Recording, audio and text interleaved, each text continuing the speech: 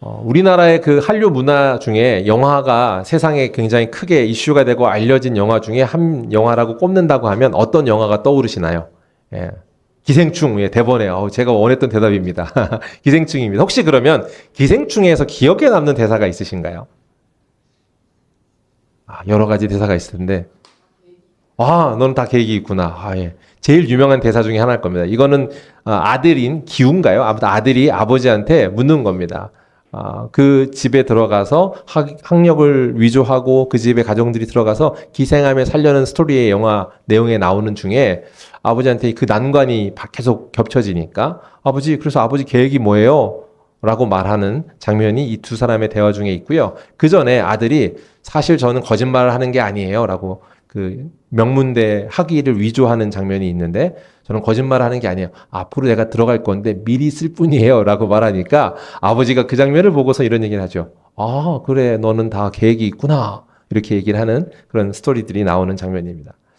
계획이 있습니다. 사람들이 계획이 있는데 이 유명한 대사처럼 아마 바울도 계획이 있었던 것 같습니다. 아마 바울이 계획을 갖고 있는 것은 그가 마지막 전도 여행처럼 그가 투어하고 선교하는 기간 중에 어떤 스케줄로 가야지라고 하는 계획이 있었을 겁니다. 아마도 그 2년여간 에게해 주변 어딘가에서 머물면서 그곳에서 첫 번째 겨울을 드로아에서 보내려고 했던 것 같고요. 그 다음 이듬해 2년 중에 두 번째 해는 니고볼리에 가서 아마 겨울을 나려고 했던 것 같습니다.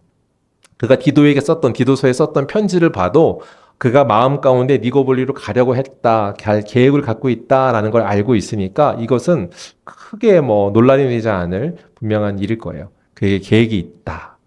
계획이 있는데 제가 왜 이 얘기를 했는고 하니 그런데 그 계획이 있었는데 계획대로 안 되더라 이겁니다. 영화에서 어떤 얘기를 하냐면 송강호 씨가 아버지 그래서 이거 어떻게 할 거예요? 계획이 뭐예요? 라고 말하자 계획이 없는 것이 사람에게 참 좋은 거야 이렇게 얘기해요. 왜냐하면 계획이 없으면 실패할 일이 없거든 이런 얘기를 합니다. 어처구니 없죠. 예. 오늘 바울은 그와 다르게 분명한 계획이 있었는데 그 계획이 반대로 실패한 케이스인데 이게 실패일까 또는 어떤 이유일까 좀 살펴보면 재미있습니다. 그런데 오늘은 그 얘기는 오늘 본문 내용에서 오늘 다루고자 하는 내용과 좀 다르기 때문에 추후에 한번 더 나눠보면 좋을 것 같고요. 오늘은 그렇게 된 이유가 뭔고 하니 그가 에베소에 있는 오늘 사랑하는 영적 아들 같은 디모데 때문입니다. 디모데가 에베소에서 좀 어려움 겪고 있었던 것 같아요. 그래서 그쪽으로 가야지 결심한 거예요. 그러니까 지금 니고볼리랑은 사실 사뭇 거리가 좀 되는데 에베소로 가야지라고 하는 계획을 갖고 있다. 그렇게 계획이 변경된 거다라는 것을 오늘 말씀 14절을 통해서도 알 수 있고 느낄 수 있는데 그 뉘앙스를 가지고 오늘 이야기를 하는 겁니다. 근데 문제는 내가 너한테 가려고 해 라고 말하는 것과 그런데 내가 늦어지고 있어 라고 하는 게 좀 달라지는 그 변곡점에 있는 게 오늘 성경의 이야기입니다. 15절의 말씀이 이렇게 말해요. 만일 내가 지체하면 이라고 말하는 겁니다. 이 말이 뭐냐면 계획보다 늦어진다 이런 거죠. 지체한다. 근데 여기에요. 지체하다라는 말의 단어의 그 형태를 보면 수동이 아니고 능동태입니다. 그러니까 지체하는 것의 원인이 어디 있는 거예요? 그 바울에게 있는 겁니다. 바울이 결정한 겁니다. 이상하지 않아요? 너무 사랑하는 아들과 같은 디모데가 지금 어려움을 겪어서 방향을 틀어서 딴 데 가려던 계획을 수정해서도 내가 너한테 가고 싶어 라고 말한단 말이에요. 그런데도 불구하고 지금 그럼에도 불구하고 지체하고 있다라는 게 바울의 결정 가운데 되어진 일입니다. 이것에 대해서 찰스 스윈돌 목사님이 쓰신 문구인데 이렇게 말해요. 무슨 말인가 하니 최대한 일찍 직접 만나서 지원해주고 싶었지만 사도의 사역에도 나름대로 지켜야 할 우선순위가 있었다라고 설명했어요. 이 장면을. 무슨 말인고 이걸 좀 기억해 두세요. 이게 오늘 설교의 아주 중요한 키가 될 건데 사도의 사역에도 나름대로 지켜야 할 우선순위가 있었다. 다 중요함에도 불구하고 사도의 사역에도 나름대로 지켜야 될 우선순위. 순서가 있어 라고 하는 것 그게 아마 찰스 신돌 목사님의 설명인데 그러다 보니까 오늘 그가 직접 가지 못해서 편지를 씁니다. 그 편지가 오늘 서신서에 나와 있는 내용 오늘 본문 15절이 그 핵심이에요. 네가 교회를 세우는 일로 지금 어려움을 겪고 있는데 교회를 세우는 건 이런 거야 라고 하면서 설명해 주는 말이에요. 15절에 나와 있는 걸 세 가지로 요약할 수 있는데 첫 번째가 뭐냐 하면 하나님의 집이라고 말하고 있습니다. 우리 15절 말씀 한번 같이 한번 읽어볼까요? 같이 읽겠습니다. 15절입니다. 같이 읽겠습니다. 시작.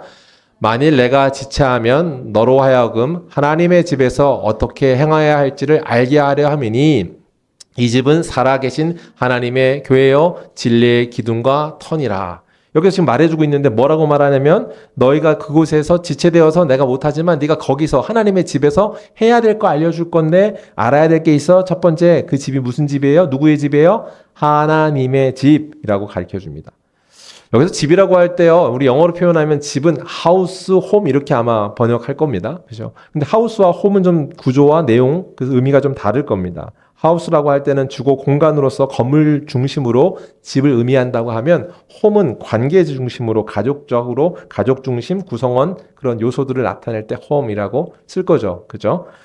오늘 성경에서 말하는 이 부분에 있어서 하나님의 집이라고 할 때는 전자가 아니라 홈이라는 의미의 투자에 해당합니다.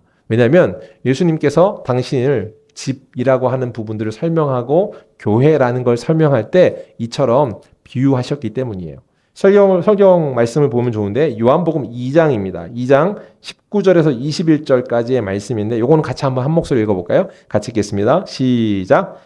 예수께서 대답하여 이르시되 너희가 이 성전을 헐라 내가 사흘 동안에 일으키리라. 유대인들이 이르되 이 성전은 46년 동안에 지었거늘 내가 3일 동안에 일으켰느냐 하더라. 그러나 예수는 성전된 자기 육체를 가리켜 말씀하신 것이라. 뭐라고 말하고 있습니까? 하나님이 지금 말하고 있는 것. 첫 번째, 건물로서의 성전이 아니라 내 몸으로서의 관계로서의 유기적 관계로서의 성전을 세우려고 해. 내가 온 것은 이것 때문이야? 라고 말씀하고 있습니다. 사흘 만에 부활하여 하겠다고 하는 것을 교회됨으로 지금 설명하고 있는데 그것이 바로 그리스도의 몸된 교회, 그리스도를 머리로 하고 모든 사람이 성도가 지차가 된 관계 가운데 이루어지는 교회, 유기적 관계에서의 교회, 즉 가정과 같은 집이라는 것을 설명하고 있는 거죠. 그렇기 때문에 이 얘기를 하고 있는 겁니다. 집이라는 말을 설명하고 교회라고 설명하는 거에 대표적으로 우리가 기억하고 있는 말씀은 에베소서 2장에 있는 말씀입니다. 이 정도는 암기하셔도 좋습니다. 2장 20절부터가 중요한 교회론의 핵심이 되는 구절이라고 설명할 수 있을 건데 우리가 전에 한번 제가 소개한 적이 있었던 말씀이기도 합니다. 그러나 우리 한 번 더 기억하시면 되는데 뭐라고 말하냐면 이 말씀에서는 그 안에서 예수 그리스도 안에서 건물마다 어떻게 돼요? 서로 연결되어 있다. 주 안에 성전이 되어 간다. 하나님의 거하실 처소가 되어 간다. 예수 그리스도 안에서 함께 지어져 간다라는 것을 가르쳐주고 말씀합니다. 교회라고 하는 것이 그러니까 뭐냐라고 하면 건물로서 서로 연결되고 성전이 되어가고 하나님을 거하실 처소가 되는 것, 그렇게 지어져 가는 것이라고 말합니다. 교회가 교회되는 것, 이렇게 교회가 된다는 것은 하나님 거하시는 처소가 된다는 것이고요. 따라서 하나님이 주인 되시는 하나님 나라를 위하여 함께 지어져 가는 것이라고 하는 거죠. 자, 그럼 뭔가 그분이요, 전이돼서 그분이 거하실 처소가 된다는 것은 그분이 계신 그곳이 소망이기 때문입니다. 교회는 세상의 소망입니다.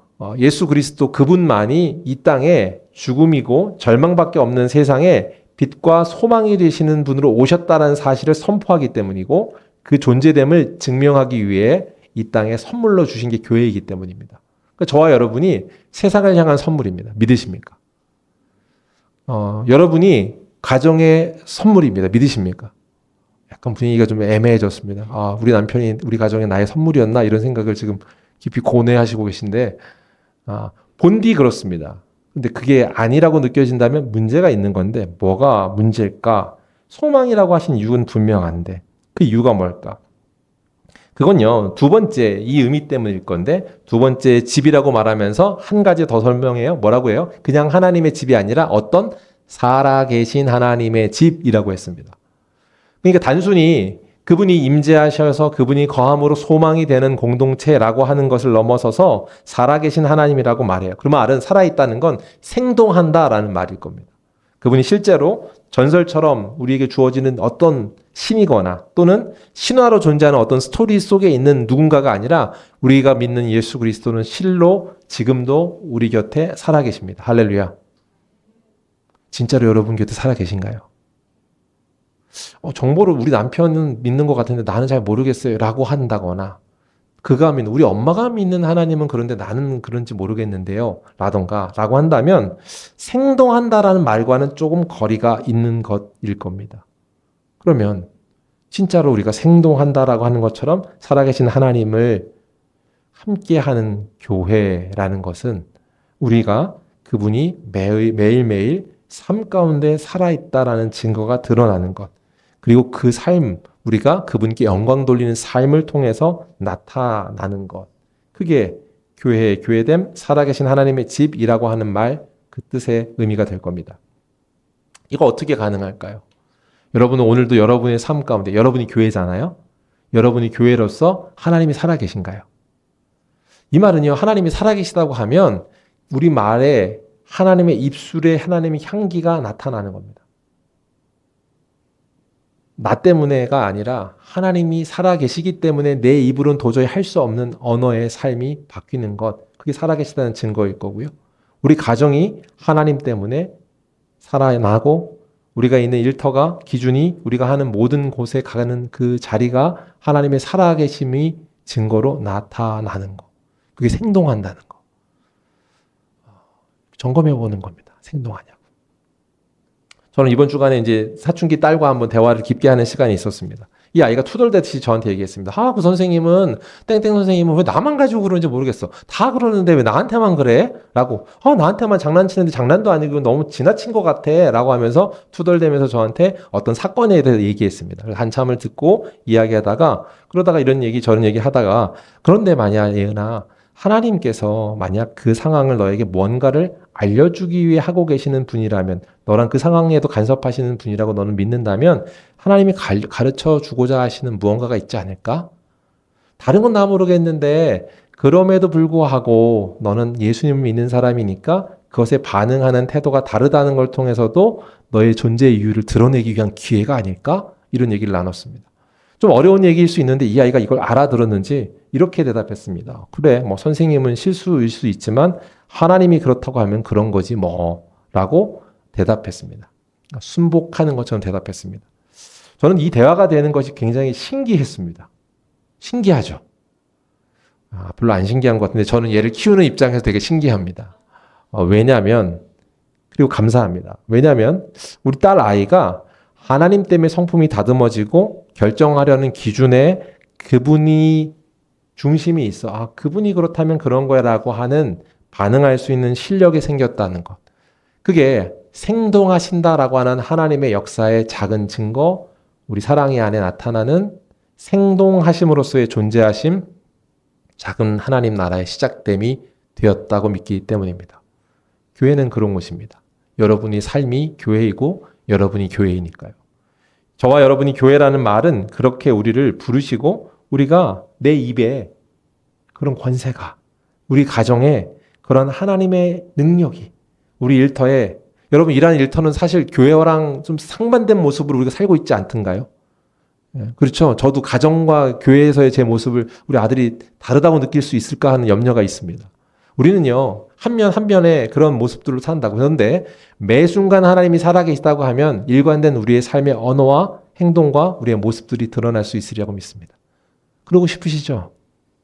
그런 놀라운 일이 생동한다. 교회가 그런 곳이다. 라고 가르쳐 주고 계세요.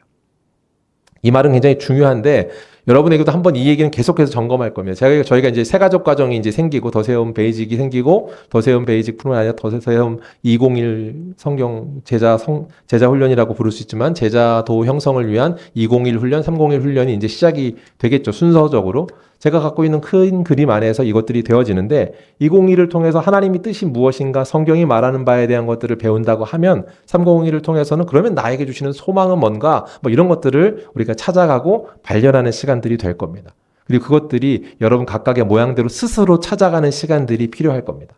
그렇게 하는 이유는 왜냐하면 여러분이 교회이기 때문입니다. 우리가 교회이기 때문입니다. 우리가 교회로서 우리 존재를 통해서 하나님 영광이 드러나는 그 역할로 우리를 부르셨기 때문에. 여러분 교회를 하면서 여러분이 교회이기 때문에 가정이 교회라고 믿기 때문에 저희 교회가 하는 게 있습니다. 연말에 하는 게 있는데 그게 뭘까요? 네, 각 가정별로 또 비전의 말씀을 정해서 우리가 선포하고 결정하는 일을 합니다. 이제 벌써 이제 2학기가 되면 여러분이 내년의 비전은 우리 가정에 소망하는 하나님 뜻이 뭘까라고 하는 것을 찾아서 정리하는 걸 합니다. 우리 집사님이 알뜰하게 예쁘게 잘 만들어 주셔서 저희가 이렇게 굿즈를 했었죠. 여러분 이걸 보면서 들어갈 때 나갈 때 보고 계시나요? 우리 하은 자매가 이거 래퍼가 되게 되는 뭐 말씀이라고 해서 문 앞에서 아이랑 읽으라고 하니까 나도 이게 두두둑 한다고 했죠. 왜 그렇게 하기를 제가 원하고 계속 그랬으면 하는 바람이었냐면 우리가 교회니까 적어도 우리 가정을 위해서 한 번은 기도할 수 있는 시간의 여지를 1년 중에 딱 한 번이라도 2번 더 되면 더 좋고 3번 되면 더 좋고 점점 늘어가는, 왜냐하면 기독교는 종교가 아니라 삶이니까요. 삶이라는 것은 생동하는 것이고 우리가 그렇게 하나님의 성품과 뜻 가운데 다듬어지고 바뀌어져야 되니까요. 귀찮을 수 있지만 교회로서 저는 이것을 계속 그래야 합니다라고 말할 책임이 있습니다. 그러나 그 본디 그 일의 책임은 교회된 여러분에게 있습니다. 한 사람 한 사람에게 있습니다. 그리고 그것을 살아내야 될 책임을 가지고 하나님이 여러분의 달란트에 따라 결과를 물으십니다. 누가 더 열심히 살았냐가 아니라 너에게 주어진 달란트가 하나면 하나를 물으실 것이고 5이면 5을 묻겠죠. 우리의 존재됨에서 우리의 성품과 우리에게 주어진 것들을 사용하는 것에 대한 하나님의 뜻함이 있는데 마찬가지로 우리 안에 우리의 삶에 모두 동일하게 생동할 때 내가 하는 영역이 많을수록 더 많은 달란트로 그 역할이 그 영향력이 드러나야 된다는 것을 우리가 성경의 오늘 진리 가운데 말씀 가운데 알게 되는 줄 믿습니다. 자, 우리 교회가 하는 것은 이렇게 말씀인데 제가 훈련 얘기를 잠깐 한 이유는 이제 제가 새가족 가정 때는 어떤 훈련이 어떤 일로 이루어질 겁니다라는 것을 아마 안내해 드릴 건데 그 중에 아주 중요한 거를 하나 할 겁니다. 그게 무슨 말이냐면 여러분이 교회잖아요. 그죠? 교회는 교회마다 이름이 있습니다. 우리 교회 이름이 뭐죠? 더 세운 교회입니다. 그럼 더 세움 교회는 공동체로서 하나님의 영광을 위해 부름받은 사람들의 모임으로서의 가치를 가지고 우리가 나아가야 될 방향이 설정되어 있는 그것이 포함되어 있는 게 더 세움입니다. 더는 뭐냐면 더 그리스도 그 사랑으로의 더입니다. 그리스도의 사랑으로 세운다. 뭘 세우나요? 교회를 세우고 세움이잖아요. 움직인다. 움직이게 하라는 명령이 있다. 그럼 뭐예요? 세상을 움직이는 교회, 세우고 움직이는 교회, 더 사랑으로 이렇게 해서 우리가 우리의 정체성과 나아가야 될 방향에 대해서 우리가 같이 생각하죠. 그렇게 이제 고민하고 우리의 부르심 뭔가에 대한 반응하는 뜻을 담아 교회 이름들이 정해지죠. 마찬가지로 그럼 여러분한테 물어보겠습니다. 여러분의 교회됨으로써 여러분의 사명은 무엇입니까? 이게 301 훈련이 끝나고 나면 301 훈련이 끝나고 나서 여러분이 교회됨으로 세상에 어떤 사명으로 살아갈 것인가를 드러내기 위한 교회 이름을 정하는 일들이 있을 겁니다. 그러니까 나는 유희경으로 살았는데 지금 나에게 주신 사명이 있기 때문에 나의 교회됨으로 나는 이런 교회로 살길 소망합니다라는 이름이 나올 거예요. 그러면 그 이름에 따른 명패를 만들 겁니다. 그리고 이제 교회에 그 훈련이 다 끝난 사람들이 명패가 쌓이는 것처럼 하나는 또 집에 가져가서 붙이는 거죠. 그러면 그 터 위에 다음 훈련 무언가를 이렇게 쌓아가며 내가 이런 존재로 살아가고 이 사명으로 살아가야 되는구나 라는 것을 찾아가며 애쓰는 일들을 하게 되겠죠. 그러니까 고민을 많이 하고 이름 정하는 시간까지 훈련이 꽤 많이 진행될 겁니다. 저는 이제 제 소개를 한다면 저는 제 이름에 교회가 있습니다. 저는 어떤 교회인가? 저는요, 20살 때부터 제가 늘 했던 말이 있는데, 제가 저를 소개할 때, 청소년 사역할 때니까 양해하고 들어주시면, 안녕하세요. 21세기 리더를 키우는 리더, 원조 얼짱 전도사, 이게 전도사이기 때문에, 원조 얼짱 도사, 영적 대통령, 심용균입니다. 이게 저의 네이밍이었습니다. 되게 복잡하죠? 막 웃겨요. 저런 인간이 다 있나, 이런 느낌일 수 있는데. 근데 제가 이 얘기를 하는 것은 지금 제가 웃을지 모르지만 하나님이 저를 그걸로 부르셨다라고 믿기 때문에 약간 손해를 봄에도 불구하고 손해를 본 일이 있었거든요. 제가 이제 어떤 지원하거나 뭐 할 때 면접할 때 이 내용으로 부름을 쓰면 이게 또라이 아닌가 이런 느낌으로 이렇게 받을 수 있잖아요. 그래서 이거 손해가 되니까 하지 말아야 될까 이런 저의 내적 갈등이 있었던 시기가 있었습니다. 그럼에도 불구하고 이제 제 성향대로 그냥 했던 건데 물론 제가 청년 사역을 할 때도 동일하게 이렇게 얘기를 했었고 20대에 저를 알던 20살 알았던 사람도 여전히 저한테 영적 대통령이라고 부르기도 합니다. 21세기 리더를 키우는 리더, 영적 대통령, 심용균 이렇게 제가 이제 네이밍을 했었으니까요.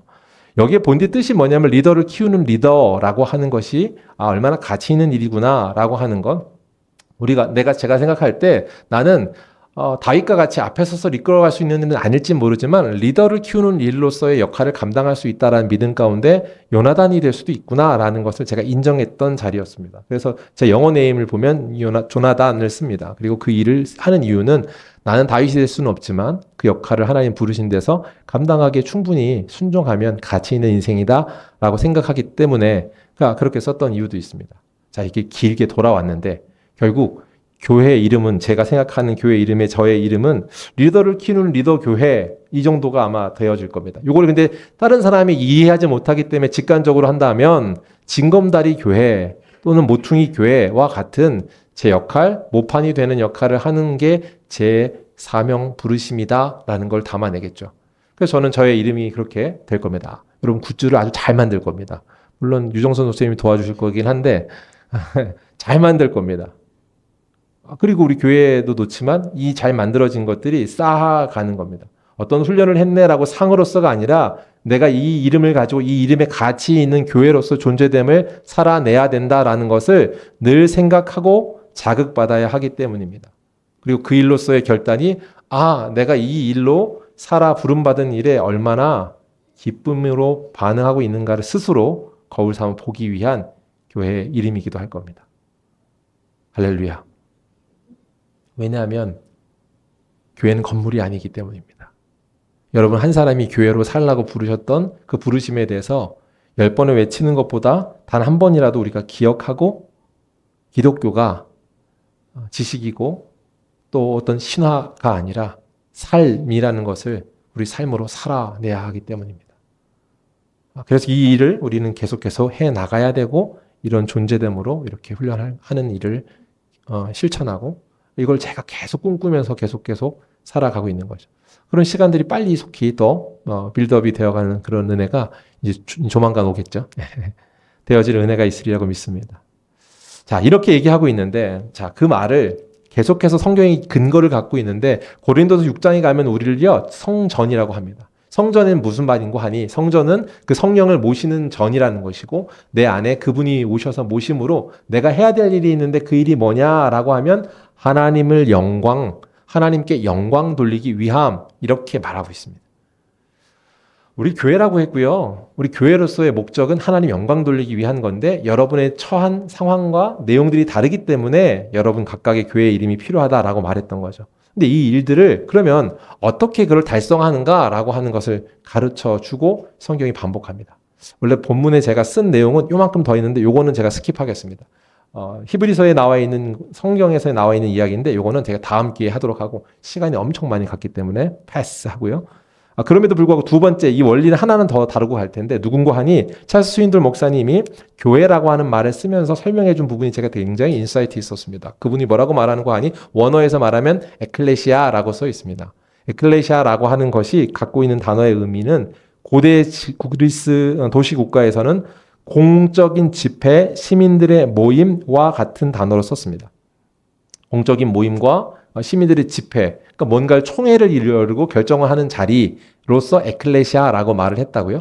그러니까 지금 교회라는 단어를 지금 에클레시아라고 쓰고 있을 때는 모인 회중으로서의 공동체로서의 지금 얘기를 하는 겁니다. 첫 번째 아까는 한 사람으로서의 교회였다면 지금의 말은 공동체로서의 교회를 얘기하는 거예요. 그럼 공동체로서의 교회의 방향성과 목적이 뭐냐라고 한다면 이겁니다. 하나님의 영광을 위해 부름받은 사람들의 모임입니다. 교회는 무엇입니까? 이렇게 누가 물어보면 이렇게 대답할 수 있는 거예요. 하나님의 영광을 위해 부름받은 사람들의 모임. 한번 따라해 볼까요? 하나님의 영광을 위해 부름받은 사람들의 모임. 한 사람이 교회이고 동시에 우리가 하나님의 영광을 위해 부름받은 사람들의 모임으로서의 교회입니다. 근데 아까 말한 것처럼 총회라고 하는 말로 에클레시아라고 하는 단어, 공회라고 하는 말로 썼다는 건 거긴 뭐예요? 회의라는 얘기잖아요. 그럼 무언가를 결정하는 거잖아요. 그러니까 이 말을, 이 단어의 중요한 핵심적인 우리가 교회됨의 의미를 기억할 때 이걸 꼭 기억하셔야 되는데 뭐예요? 결정하는 일을 해야 될 때 하나님이 결정하는 교회인 겁니다.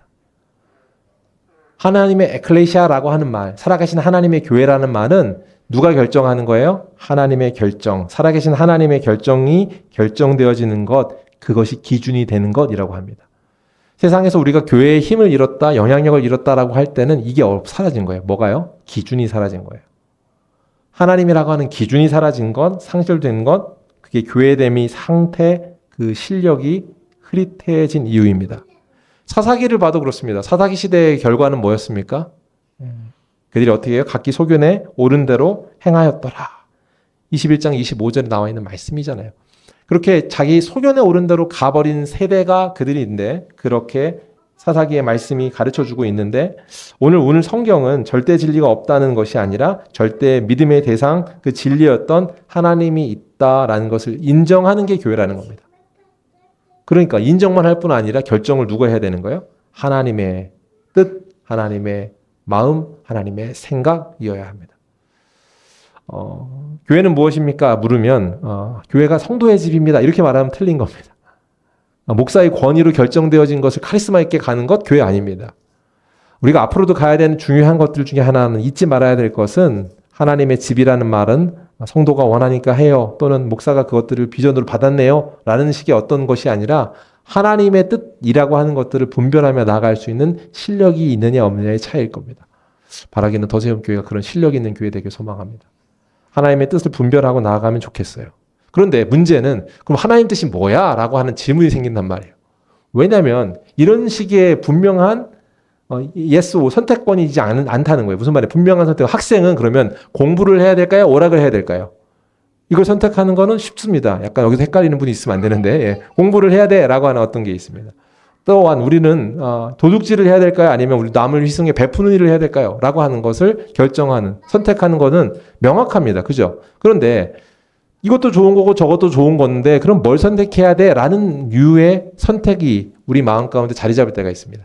앞에서 말한 것처럼 사도 바울이 그가 디모데에게 가야 되는 일이 분명히 우선순위로 좋은 일임에도 불구하고 사도의 일에는 순서에 따라 우선순위를 정하여 결정해야 되는 일이 있다라고 말한 것처럼요. 오늘도 사실 이 부분이 교회라고 한다면 하나님의 뜻, 하나님의 생각이 결정되어지는 걸 따라가야 되는데 그러면 그걸 어떻게 분별하고 어떻게 판단하는가라고 하는 중요한 문제가 생기는데 그걸 가르쳐 주려고 지금 사도 바울이 디모데에게 내가 지금 못 가지만 편지해라고 하면서 이 말을 하고 있는 겁니다. 굉장히 중요한 교회는 뭐야 라고 말하고 교회는 그럼 어떻게 출발해야 되라는 핵심을 가르쳐 주는데 그 말씀이 세 번째가 바로 이겁니다. 첫 번째는 집이었죠. 하나님의 살아계신 집이었죠. 세 번째는 진리의 기둥의 터라고 말합니다. 교회가 무엇입니까? 진리의 기둥의 터입니다. 이 말은 기초가 분명하고 기초가 분명한 것이 교회라는 건데 그 기초를 뭐라고 가르쳐요? 진리입니다. 집을 짓는 데 있어서도 사실 여러 가지 요소들이 있습니다. 뭐 땅을 다지고 터를 만드는 것, 기둥을 세우는 것, 뭐 샤시를 하는 것, 외관상 보이는 건 샤시를 잘하고 외관 뭐 이런 걸 꾸미는 걸 잘하는 건데 지붕이 없으면 또 집이 아닌 거죠. 그러니까 집이란 요소에는 다 모든 것들이 샤시도 있어야 되고 문도 있어야 되고 다 있어야 됩니다. 그러나 집을 짓는 데는 뭐가 있어요? 순서가 있습니다. 그죠? 순서에 따라 지어지는 겁니다. 뭐가 더 우선이냐? 라고 하는 순서는 있죠. 뭐가 더 중요하냐라는 건 달라요. 집은 다 모든 것들이 갖춰져야 되니까요. 그럼에도 불구하고 순서가 있습니다. 교회도 마찬가지입니다. 교회 안에서도 기도도 하고 친교도 하고 전도도 하고 영적 예배도 하고 뭐 나누는 것도 말씀을 나누기도 하고 등등등 다 있어야 되는 요소들 또 중요한 거잖아요. 좋은 거잖아요. 그럼에도 불구하고 순서가 있다. 그리고 그것을 진리라고 가르쳐주는 게 사도 바울입니다. 지난 주간 저는 한 권의 책을 가지고 굉장히 오랫동안 씨름했습니다. 이유는 이 책의 이름은 송인규 교수의 아는 만큼 건강한 목회라는 책이었습니다. 이 책은 나중에 기회가 되시면 사서 나눠서 보셔도 좋을 텐데 현재 교회를 진단하는 중에 사라진 본질에 대해서 지적하는데 그 본질을 뭐라고 말하냐면 말씀이라고 했어요. 교회가 말씀이 사라졌답니다. 교회가 성경을 잃어버렸대요. 다 좋은 거를 하긴 해요. 교회가 다 좋은 걸 하는데 결국 다 좋은 거지만 본질이라고 하는 기본이라고 하는 말씀 성경 그것들을 모른 채 하는 것. 기준이 모호해지는 거죠. 진리가 분명하게 우리에게 있어야 되는 그 자리에 있지 않는 것처럼 되어버리는 위험성이 있다라는 말입니다. 기초를 회복해야 돼요. 기초 공사가 안 되면 어떻게 해요? 부실 공사 됩니다. 이거 걱정입니다. 제가 이제 인테리어 맨날 만나잖아요. 이번 주에도 음향 공사 하시는 분 세 분 만났는데 이분은 사기꾼이 아닐까? 이분하고 하는 게 맞을까?부터 해서 이렇게 우리 규모에 맞을까? 소리가 안 되면 어떡할까? 뭐 등등 해서 뭐 여러 가지 진짜 많은 일들을 생각하고 고민하고 또 이렇게 저렇게 시간을 갖습니다. 이유는 뭐예요? 기초를 잘 해놔야 앞으로 우리가 이 일로 또 어려움을 겪지 않을 테니까요. 기초가 잘못돼 버리면 다 부숴버리고 다시 지어야 될 판이 되는 게 건물을 짓는 일이잖아요. 마찬가지입니다. 우리가 이게 먼저 세워져야 되는데요. 그게 안 세워지면 연약하고 성장할 수 없고 빌드업이 되지 않아요. 뭔가요? 말씀입니다. 성경의 판단에 따라 말씀의 터 기둥에 따라 세워지는 것. 그게 우선순위다라는 거예요. 교회란 무엇입니까? 라고 한다면 이런 겁니다. 말씀을 간절히 사모하는 사람들입니다. 할렐루야. 여러분 말씀을 사모하십니까? 약간 여기서 대답이 나와야 되는데 말씀을 사모하십니까? 네. 말씀을 간절히 사모하는 사람들의 모임으로써 하나님의 말씀에 따라서 인생관 가치관의 영향을 받아 변화된 사람들입니다. 사춘기 소녀인 우리 딸을 볼 때 하나님께서 이렇다라고 하는 것에 이야기가 왜 심어졌는가 보니 그가 이렇든 저렇든 하나님 안에 있게 된 어떤 요소들이었겠죠. 말씀을 읽는 거나 뭐나 이런 부분에 보고 자라는 말씀이 뭐가 있겠으나 기본 근본은 성경이 말하고자 하는 중요한 증언이 그의 삶에 심겨져야 이 아이가 뿌리가 잘 내릴 겁니다. 지금은 약간 흔들흔들한 무언가에 본 것들 또는 들은 풍월들이 될 거예요. 근데 아직 건강하게 잘 뿌리 내린 거라고 할 수 없는 이유는 그가 직접 그 말씀을 씹어 소화하여 자기가 그 말씀에 소화된 자로 살아내는 것을 갖게 되는 실력, 믿음의 분량이 필요하기 때문일 겁니다. 전통, 우리가 지지난주에 한번 많이 나왔습니다. 우리가 배워온 지난 전통이 하나님 말씀을 우선순위, 그러니까 말씀보다 우선순위에 두지 않아야 되는데 반대로 되는 경우들이 문제였고 그것이 서기관과 바리새인들이었다라고 얘기하고 살펴봤죠. 하나님 말씀을 기초로 살아가는 것, 그게 교회의 출발입니다. 근데 제가 이 책을 읽으면서 제가 되게 충격이었다고 하는 이유는 그 충격을 말할 때 교회를 진단할 때 복음 중심적으로 교회가 되어야 된다라는 복음 중심적 사역이라는 파트를 나누고 두 번째 내용의 핵심이 뭐냐면 성경이 사라졌다라는 얘기를 하거든요. 성경이 사라졌다는 얘기와 함께 더불어서 하는 중요한 것을 뭐라고 말하냐면 목사가 성경을 아는 만큼 이 목회에서 보려면 목회자가 성경을 모른다. 뭐 극단적인 표현도 제가 강하게 쓴 겁니다. 이 표현을 쓰진 않으셨지만 이렇게 말하고 있습니다. 충격적이지 않은가요? 목사가 성경을 모른다. 이 의아해하는 분들이 있을 수 있습니다. 왜냐하면 적어도 학부에서 4년, 대학원에서 3년, 저도 그 이후로도 석박을 하면서도 4년 이상, 11년, 학원만 한 것만 해도 11년, 12년 동안 성경을 가르치는 학교 배움의 터에서 공부를 했잖아요. 그렇게 공부도 했고 그 외에도 짧게라도 어떤 성경을 배우는 일들이나 훈련 과정들을 밟아왔으니까 못해도 제가 이제 20년 이상 이 전도사부터 계속 해왔던 세월 중에도 대부분은 배우는 일들을 했으니까 적지 않은 시간인데 성경을 모른다 이렇게 말하면 이거 너무 좀 너무한 거 아니야? 이런 생각이 들 수 있잖아요. 근데 그게 무슨 말인가 반문을 가질 수 있는데 저자가 말하는 말을 이렇게 말해요. 137쪽 정확하게 이렇게 표현했는데 들어보세요. 한국교회의 지도자들은 성경을 개인적으로 공부하는 일이 습관화되어 있지 않다 이렇게 했습니다. 이게 무슨 말인고 하니 목회는 평생 배우는 일이라고 스승님께 배웠습니다. 목회는 평생 배우는 일이고 또한 연구하는 일이라고 가르치는 일을 배워야 가능하다고 그렇게 스승님께 배웠습니다. 목사님께 그렇게 배웠고 그렇게 배웠는데 이게 무슨 말인가 싶은데 이유는 아마 인사이트 있는 내용들은 아마 이런 내용 때문일 것 같아요. 혹시 영화 다큐멘터리 중에 제자 오카눔이라는 영화를 보신 적 있으신가요? 오카눔은 누군지 아시죠? 오카눔 목사님 너무 잘 아시고 사랑의 교회 이제 목사님이신데 그분이요 그 영화에도 나오고 원래 유명한 게 있었는데 그분이 주일 설교 한 편을 준비하기 위해 몇 시간을 쓰시는지 혹시 들어보셨어요? 당연한 건데 그분이 늘 주구장창 하셨던 말인데 주일 설교 한 편을 위해 30시간 이상을 쓰지 않으면 목회자가 아니다라고 말할 만큼 그분이 그렇게 아버지 그 주일 설교 한 편을 가지고 치열하게 싸우셨습니다. 그리고 그 이하로 시간을 써본 적이 없다. 30-40시간은 꼭 떼서 그 시간을 썼다는 겁니다. 근데 여러분 생각을 해보세요. 30에서 40시간을 쓰려고 하면 하루에 몇 시간을 써야 될까요? 못해도 한 5시간 이상을 이제 5시간을 6일 동안 한다고 해도 꼬박 써야 됩니다. 근데 월요일을 쉰다고 하면 7, 8시간을 하루에 써야 됩니다. 그죠? 그러니까 굉장히 많은 시간들을 써야지만이 이제 본인이 고뇌 가운데 그 설교가 나온다는 얘기를 한 것 같고 그런 내용으로 그 일을 얘기했는데 송규 교수 같은 경우도 이와 같은 맥락에서 진단을 했는지 모릅니다.